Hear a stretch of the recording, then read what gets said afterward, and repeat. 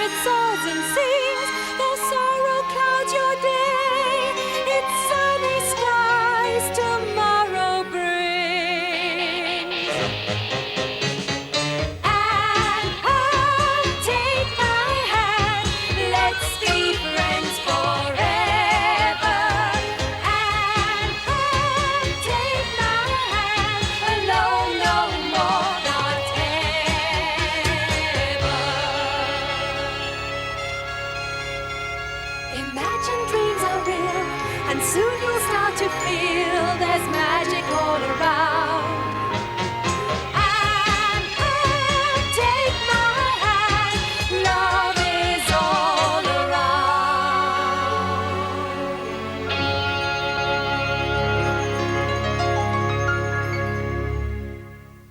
In the year 1870, a little red-haired orphan girl called Anne Shirley came to Green Gables, the farm of Marilla and Matthew Cuthbert.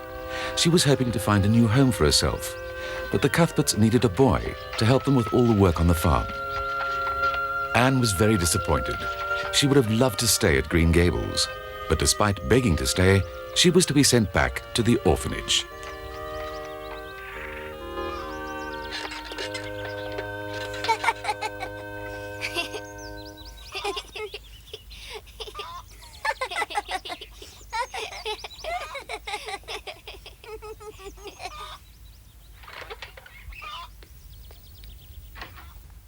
Hello, Marilla.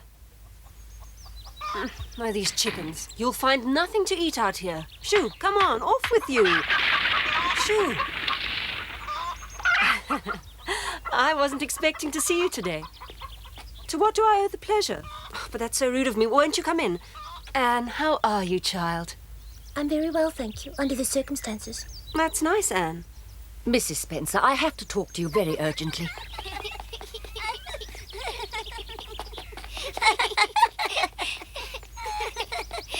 I've got you, Lily. You've been caught.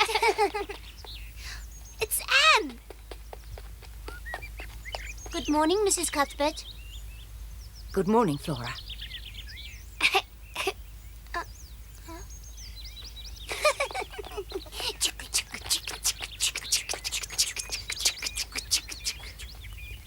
Lily is such a gorgeous little thing, isn't she? And it's amazing, actually, how quickly she settled in.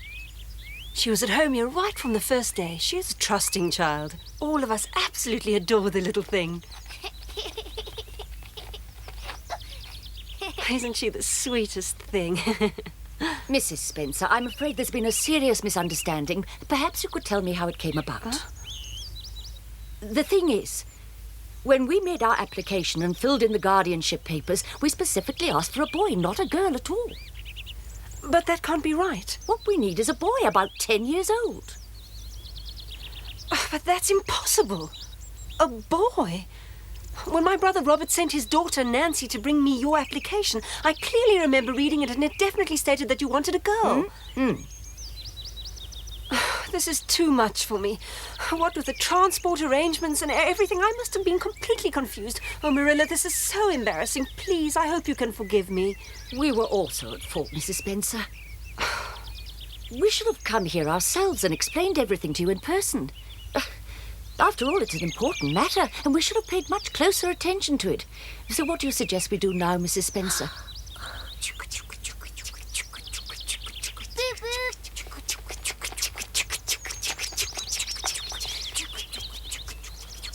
I presume, then, that you'll take her back to the orphanage. Yes, of course, it was our mistake after all. But she needn't go back to the orphanage at all, you know. Why, only yesterday Mrs. Blewett was asking me if I had a girl for her. She's very busy. She needs someone to help her with the housework. Mrs. Peter Blewett? Mrs. Blewett has a big family to look after, and she just can't find anyone to help her in the house. Anne might just be the answer to her problem. So you say Mrs. Blewett... This way we can solve Mrs. Blewett's problem and at the same time find a home for Anne. It's what I call a happy coincidence. Why, it's just too good to be true. Here comes Mrs. Blewett now. She'll be delighted when she hears. Excuse me, I'll only be a moment. Hello, Mrs. Blewett. I have such good news for you.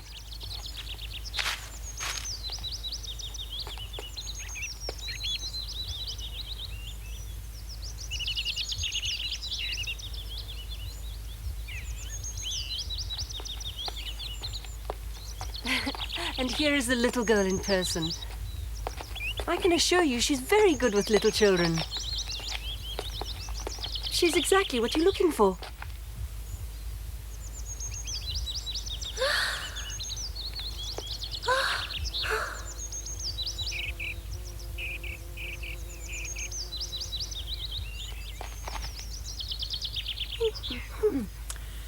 How old are you? And what's your given name, child? Well? I asked you a question. How old are you? Anne is 11 years old, Mrs. Blewett. I'd like to hear that from the child herself, if it's all the same to you. I don't think we should be discussing something as important as this while we're standing outside. Why don't we all go inside? Please, do go ahead. Flora, be a good girl and put on the kettle. All right, Mama, I'm coming.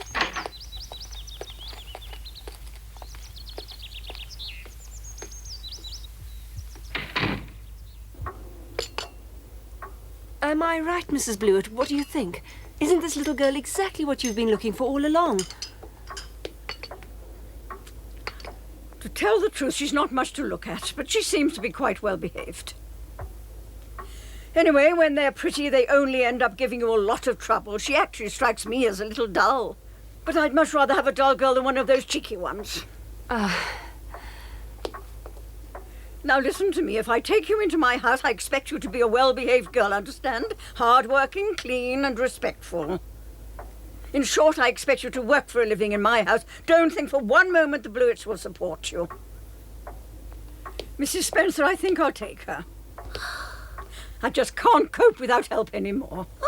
Oh, if only you knew how glad this makes me.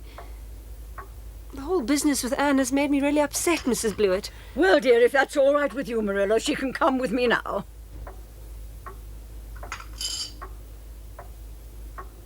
I don't know. I mean, I can't really say.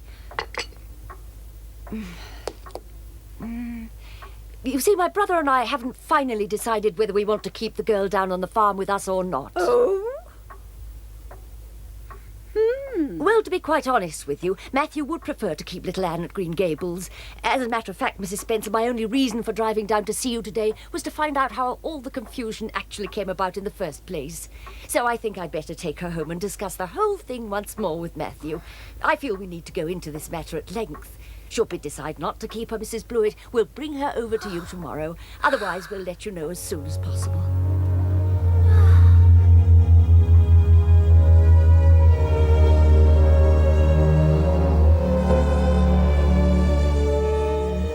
How does that sound to you, Mrs. Blewett? You leave me no option, but then you have first claim on the child. Anyway, I only came over to collect a recipe. Frankly, the whole business is quite a mix-up. Oh, just a minute, Mrs. Blewett.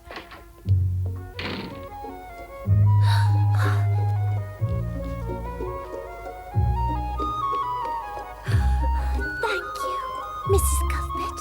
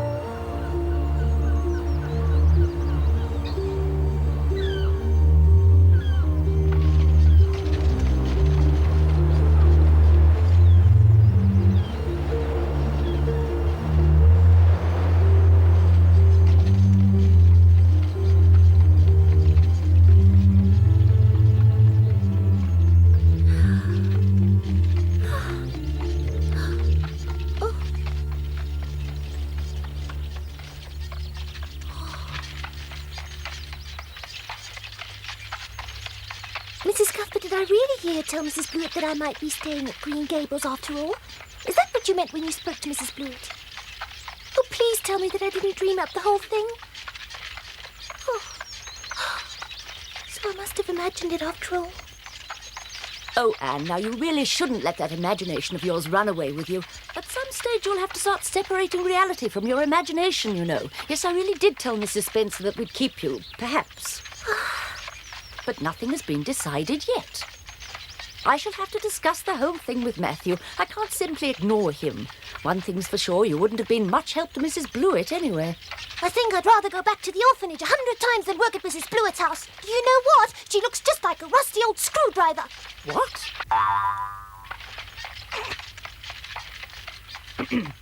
Anne, a well-brought-up young girl like yourself should be ashamed of passing a rude remark like that about a lady she doesn't know in the slightest.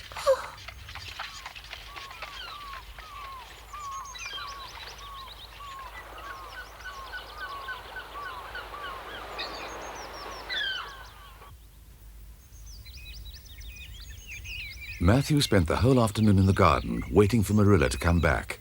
He was hoping against hope that she would bring Anne with her. In the few hours that he'd known her, Anne had stolen his heart.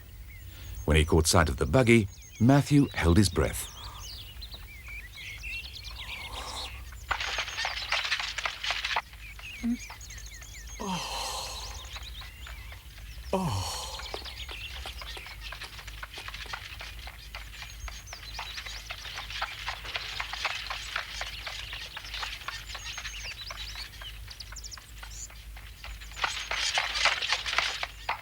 Now I have to unhitch the horse. You may go up to your room and have a little rest, Anne. Oh, no, I'd really like to help. What can I do? Nothing for the moment. You can come down when I call you for supper.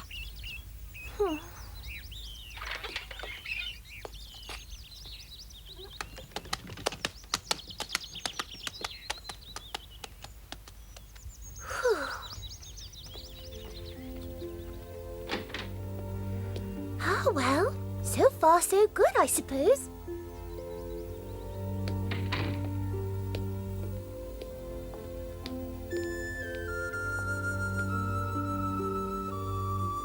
It's nice to be back here.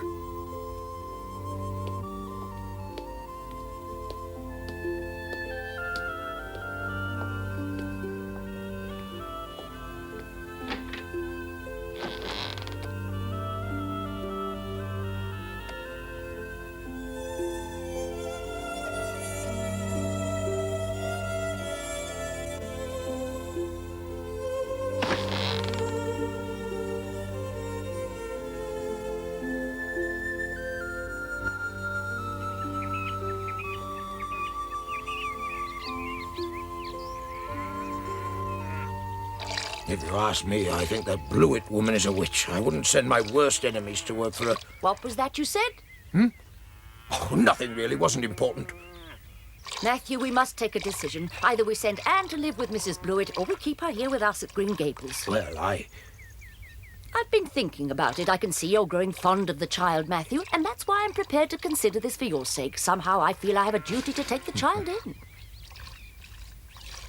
Oh, Matthew, I've never had anything to do with raising children. I'll probably make a terrible mess of it. But as far as I'm concerned, she can stay. I knew it, Marilla.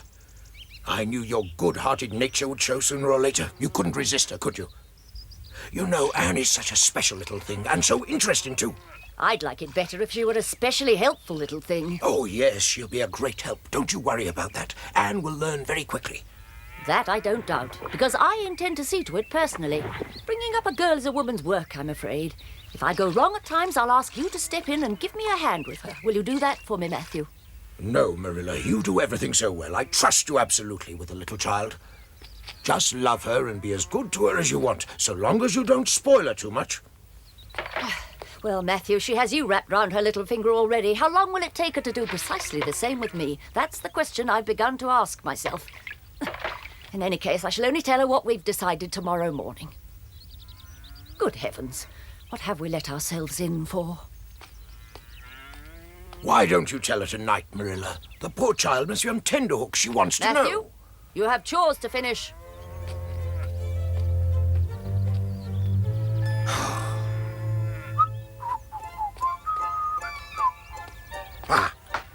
That day, Matthew Cuthbert felt like the luckiest man in the world. Anne still had no idea that she would be staying on at Green Gables. She'd fallen into an exhausted sleep and was having the most wonderful dream. In her dream, she was allowed to stay at Green Gables and read every book in the house. And Matthew even asked her to read to him. He was a good listener, and Anne loved to read aloud. For hours, the two of them would sit in Anne's room, unaware of anything around them. They'd been transported to a world of their own, the world of fantasy. Anne! Anne! Anne! It's supper time!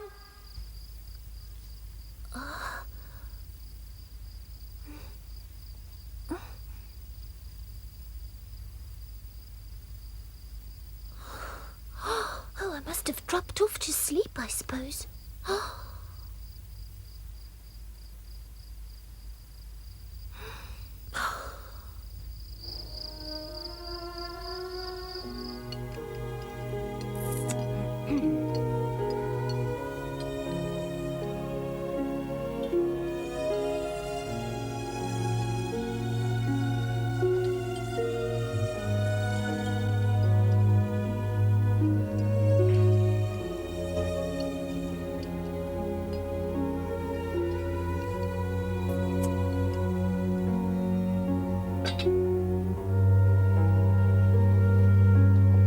All right, young lady. Last night I noticed you left all your clothes scattered everywhere across the floor of this room. Listen, my child, that's no way to treat clothes, you know. They won't last very long then. You should drape them over the chair. I'm very sorry. You see, I was so upset last night that I completely forgot about folding my clothes properly. But I'll do everything the right way tonight. Just watch me. I was taught how to do it properly at the orphanage, Mrs. Cuthbert. Mind you, I have to admit, I forgot to do it quite often. I was sometimes too tired to remember.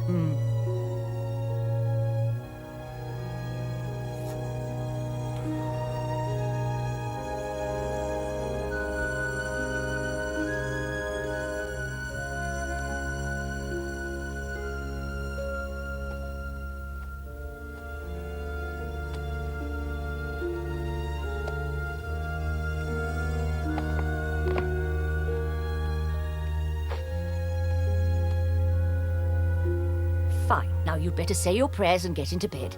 I'll come by in a few minutes and blow out the candle. What prayers do you mean? I've never prayed before. Anne, what was that you said? Has no one ever taught you to pray, my child? Don't you know about God? I believe in God the Father Almighty, creator of heaven and earth, and in Jesus Christ, his only begotten Son. Well, Anne, at least you know something about it. Thank goodness. Where did you learn that? I learnt it at Sunday school in the orphanage. I had to learn the whole catechism off by heart. I like the Bible because it has such beautiful words in it. I just love the 23rd Psalm. It's one of my favourites. Yea, though I walk through the valley of the shadow of death, yet will I fear no evil, for thou art with me. Thy rod and thy staff, they comfort me. I would prefer you just to say an ordinary prayer. I've never heard of a girl who couldn't say her prayers, just simple, ordinary bedtime prayers. What else did that orphanage forget to teach you? Oh, they taught me that girls who don't have red hair find it much easier to love God. Ah? And people who don't have red hair haven't the slightest idea how awful it feels to have it. Mrs. Thomas at the orphanage told me I should be grateful and thank God for making my hair the same colour as Carrot's. She told me that he actually gave me this carroty hair on purpose. And since then I've been a little cross with God. But all the same, I could always learn to say my prayers by heart if you would really like me to. Why don't you just kneel down and say whatever comes into your head first, my girl? But tell me, why do I have to kneel down? Just say that you're alone in a big forest next to a river, or in a field of golden green and the sun is shining. My child, what on earth are you trying to tell me now? I was trying to tell you that you can pray anywhere. For instance, you know how the sky is sometimes a really beautiful shade of blue, and the blue just seems to go on and on forever in the distance?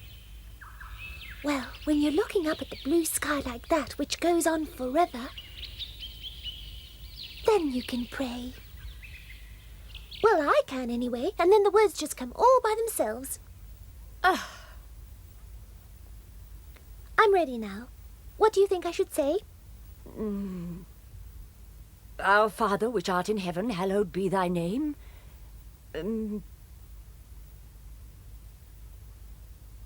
You're old enough to know what you want to say when you pray, Anne, wouldn't you agree? Just thank God for all the mercies he's shown you in the past and ask him for things you'd like him to do in the future. It's really quite easy. Yes, I'm sure it is quite easy. Dear God, our Heavenly Father. That's how the preacher did it when he came to the orphanage on Sundays. Who created the heavens and the earth, I thank you. For the white way of delight and the lake of shining waters. And for Bonnie on the windowsill and for Snow Queen, who is a cherry tree. Heavenly Father, I'm really very grateful for all you've done for me. And what I want would take hours to tell, so I shall mention only 2 things. Here they are, and I hope you can grant my wishes. Heavenly Father, I beg you to arrange things so that I won't have to leave Green Gables.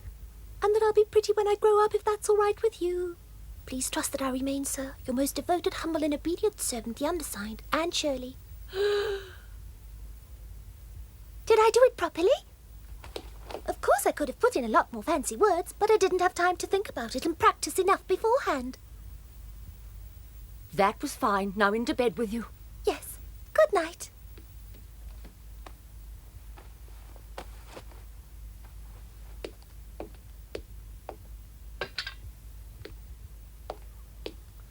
Do you know what? When I was praying a minute ago, I was so worried that I'd make a mistake, and now I realise that I made quite a big one. I should have said Amen, shouldn't I? Instead of obedient servant. Well, to tell you the truth, it sounded extremely polite, Anne. Well, blow me down. Now, that's a relief.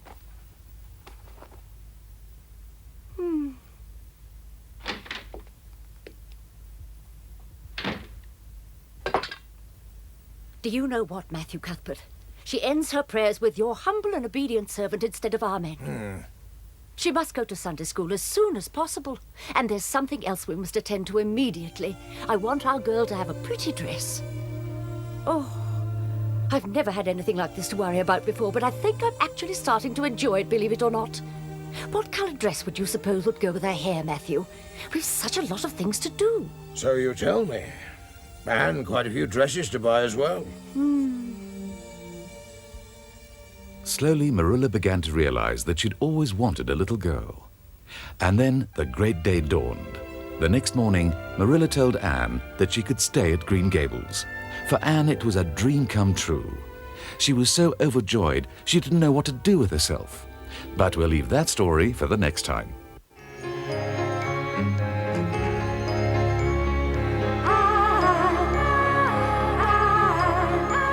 Soft whispers on the breeze, the wood nymphs in the trees are calling out your name. They offer you their gift, sweet fragrance fills the air. The magic of a moonlit night, a nightingale's song to share.